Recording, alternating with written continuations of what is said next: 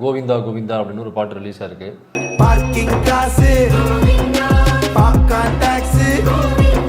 ஆட்டை கடிச்சு மாட்டை கடிச்சு அப்புறம் நம்மளையும் கடிச்சு இப்ப சந்தானத்தையும் கடிக்க வைக்க போயிட்டாங்க இந்த சங்கி புயலுக. அவர் லாலாக்கு டோல் டப்பிமான ஒரு டிசீஸால பாதிக்கப்பட்டிருக்காரு. டோல் டப்பியா? சந்தானமே ஒரு முழு சங்கி. பழி போடுறாங்க பிரதர். அந்த சந்தானத்தை இன்னொரு ஒரு சங்கி கடிக்க வந்திருக்கு.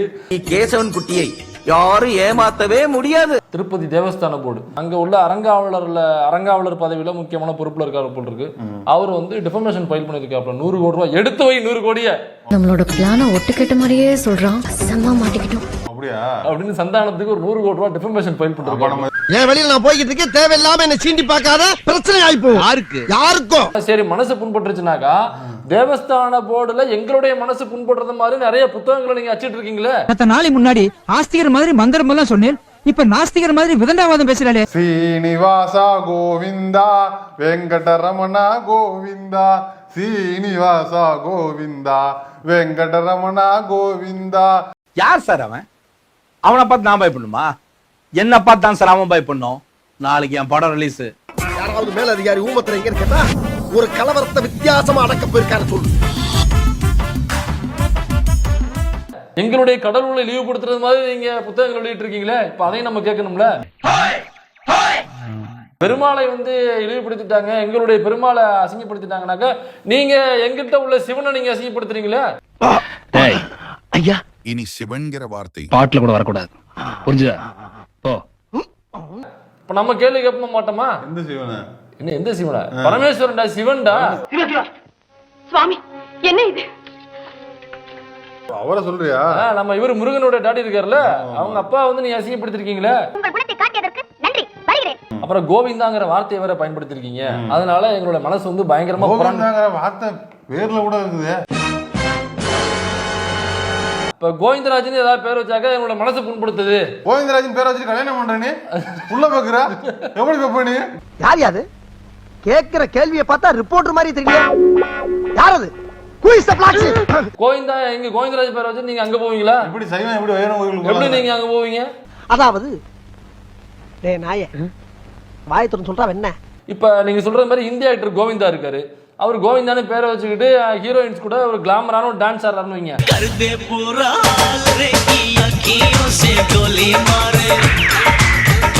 கோவிந்தானு பேர் வச்சு நெருக்கமான காட்சிகளை நீ எப்படி நடிக்க முடியும்? எப்படி முத்த காட்சி நடிப்பீங்க? வேற மாத்திரம் அப்படி இருக்கு. நாங்க மட்டும் பண்றதுக்கு என்ன இழுச்ச வாயினுங்களா? இல்லாத புது பழக்கத்தை ஏன்டா ஏற்படுத்த சொல்ற? கோவிந்தாவை கேட்க மாட்டாங்க, ஏன்னா ஒரு கோவிந்தா. சந்தானத்தை கேட்பாங்க, ஏன்னா ஒரு சந்தானம்.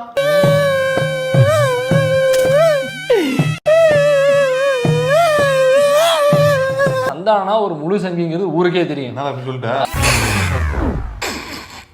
சரி சரி. அவரு உன்னாக்கா அந்த ஜக்கி வாசுதேவா, ஜக்கி வாசுதேவ் பாக்குறது அங்க போய் உட்காந்துருவாப்ல. கேட்டா தியானத்துல உட்காரப்பாப்ல. ஆன்மீகத்தின் ஆழத்தை அறிய என்னை நாடி வந்திருக்கும் பக்தர்கள் அனைவருக்கும் இந்த உளுந்தூர்பேட்டை உலகானந்தாவின் உளமார்ந்த ஆசீர்வாதங்கள். நவராத்திரி சிவராத்திரியா? சிவராத்திரி அப்படியே அப்படியே கண்ணெல்லாம் வேர்க்கு ஊத்தும். ஏன் அப்படி ஒரு மாதிரி இருக்குது? கிசாவை போட்டுருவாப்லையா தெரியல.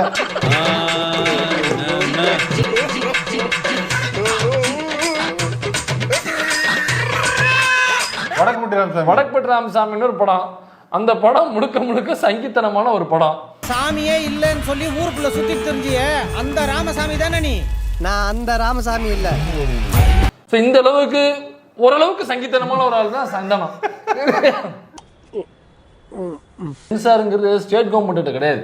சென்சாருங்கிறது யூனியன் கவர்மெண்டோட கண்ட்ரோல்ல இருக்கிறது, அவங்களுடைய போர்டு. அது கோர்ட் என்ன சொல்லுது, அப்புறம் சென்சார் சர்டிபிகேட் அவங்க சில ரூல்ஸ் அண்ட் ரெகுலேஷன்ஸ் வச்சிருக்காங்க. அவங்க சொல்றது மட்டும் தான் தமிழ் சினிமால பண்ண முடியும். ஒரு கோர்ட் சொல்றதா நம்ம செய்ய முடியும். போறவங்க வரவங்க சொல்றதெல்லாம் நம்ம கேட்டு எதுவும் செய்ய முடியாது.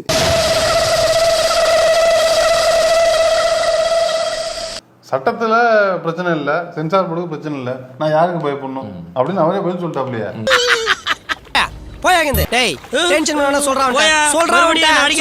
இப்ப அங்க என்ன சொல்றாங்கன்னாக்கா இத எடப்பாடி ஐயாட்ட காமிச்சு பாருங்க பாருங்க பாருங்க பாருங்க தலையாட்டுறாப்ல ஆடிட்டு இதை நீங்க தான் போய் பேசணும்.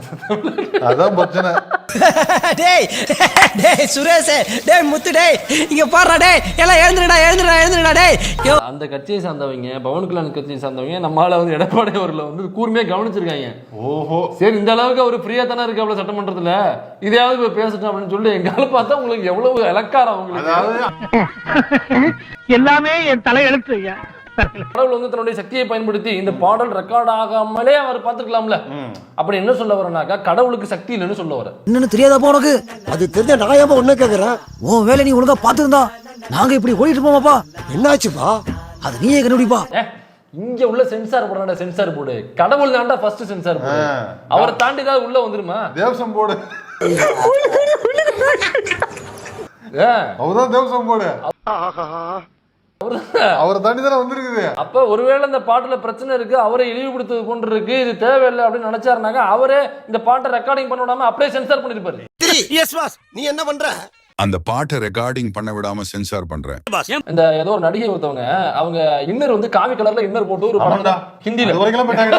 அது என்னோட மனதில், அதாவது இது ரொம்ப கவர்ச்சியா இருக்குங்க இளைஞருடைய மனதில். அப்படி இல்ல, அப்படி சொன்னா கூட நம்ம ஏத்துக்க போறது வேற விஷயம். அப்படி சொன்னா கூட சரி மடப்பை ஏதோ ஒன்று பேசுறான், ஆனா ஒரு நாச்சுக்காக பேசுறான் இளைஞர்கள் மேல ஒரு பூமர் என்கிற அப்படின்னு நினைச்சுக்கலாம். அன்பு தங்கையே தீபிகா, கலக்கம் கொள்ளாதே, தயக்கம் கொள்ளாதே. நீ காவி நிறத்தில் பிகினி அணிந்து ஆடியதில் எந்த தவறும் இல்லை என்று நான் இந்த சபையிலே கூற கடமைப்பட்டிருக்கிறேன். உங்களுக்கு தெரியுது, ஜமீன் இருக்க அந்த லூசுக்கு தெரிய மாட்டேங்குதே. ஏனென்றால் எதுவுமே அணியாமல் மணியடிக்கும் சாமியார்களின் மணியோசை, டிங்கிடி டிங்கிடி என்ற ஓசையுடன் காற்றில் இரண்டர கலந்து உலா வந்து என் காது மடல்களை சாகடிக்கும் ஓசையை நான் பல முறை கேட்டிருக்கிறேன். அம்மனமா ஓடிச்சா எலி, அண்டர்வேர் கொடுத்துச்சான் புலி.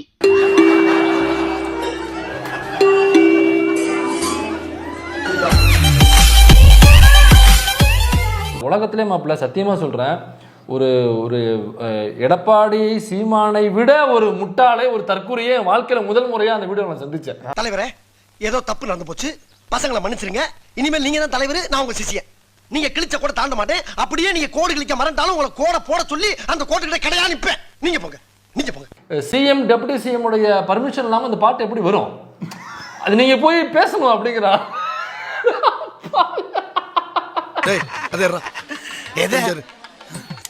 ஏன்னா மூக்கு புடப்பா இருந்தா சில நேரத்துல இப்படி எல்லாம் யோசிக்க தோணும் கொஞ்சம். வாழ்க்கையில முதல் முறையாக ஒரு கொஸ்டினுக்கு சரியான ஆன்சர் பண்ணிருக்காப்ல. சொன்னோனே இது சென்ட்ரல் கவர்மெண்ட் இல்லங்க இது அப்படின்னாப்ல. அவங்க சீஃப் மினிஸ்டர் அவங்க டிப்யூட்டி சீஃப் என்ன பண்ணது இல்ல, அவங்க பர்மிஷன் வரது இல்ல. இது அவங்க பர்மிஷன் கொடுத்தாதான் இதெல்லாம் வரும். அவங்க பர்மிஷன் கொடுத்தாதான் இதெல்லாம் வரும்.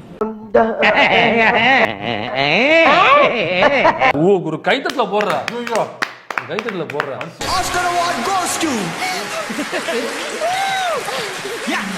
இது சென்சார் போர்டு சம்பந்தப்பட்டது அல்லது சட்டம் சம்பந்தப்பட்டது? சட்டம் அனுமதிக்கு, சென்சார் போர்டும் அனுமதிக்கிறாங்க. இடையில உனக்கு என்ன பிரச்சனைன்னு கேக்குறேன். அவன் சொல்றது உண்மைதானா? ஐயே, இப்ப எதுக்கு வான்கோழி முட்டை போடுற மாதிரி வாய வச்சு நிறுகிற? Relax moms. உங்களை அள வச்சவன் இந்த கூட்டத்துல தான் இருக்கான். நீங்க அலுவலகத்தை பார்த்து சந்தோஷப்பட்டு இருக்கான்.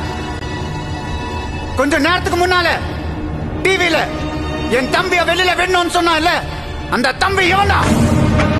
இவனை பிடிச்சது நான் தான். பிறந்ததுல இருந்து இவங்க இதுதான் பண்ணிட்டு இருக்காங்க. இப்போ சொல்லுங்க, இவன் என்ன பண்ணலாம்? அம்பேத்கரை மதிக்கிறீங்க, பெரியாரை விமர்சிக்கிறீங்க. விமர்சிக்க பெரியாருடைய கருத்துக்கள் உள்ள போக கூடாதுங்கிறத நீங்க உறுதியா இருக்கிறீங்க. ரைட். இப்போ எந்த இடத்தில் நீங்கள் பெரியாரை விமர்சிக்கிறீர்கள், எந்த இடத்தில் நீங்கள் அம்பேத்கரை எதிர்க்கிறீர்கள்? பெரியார் பேசிய சில பேச்சுகள். இந்து மதம் என்பது நம்முடைய மூதாதையர்களின் மதம் அல்ல, அது நம் மீது திணிக்கப்பட்ட அடிமைத்தனம். ஏற்றுக்கொள்கிறீர்களா?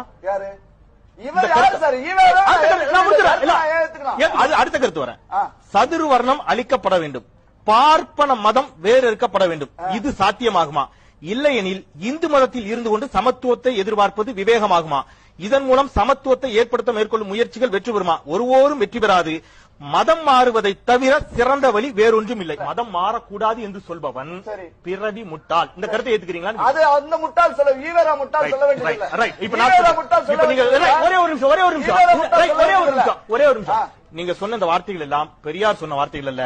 1936ஆம் ஆண்டு மே மாதம் 30, 31 ஆகிய 2 தினங்கள் மகாராஷ்டிரா மாநிலம் யோலாவில் நடைபெற்ற மாநாட்டில் நீங்கள் இன்றைக்கு தூக்கி பிடித்த அம்பேத்கர் பேசிய வார்த்தைகள்.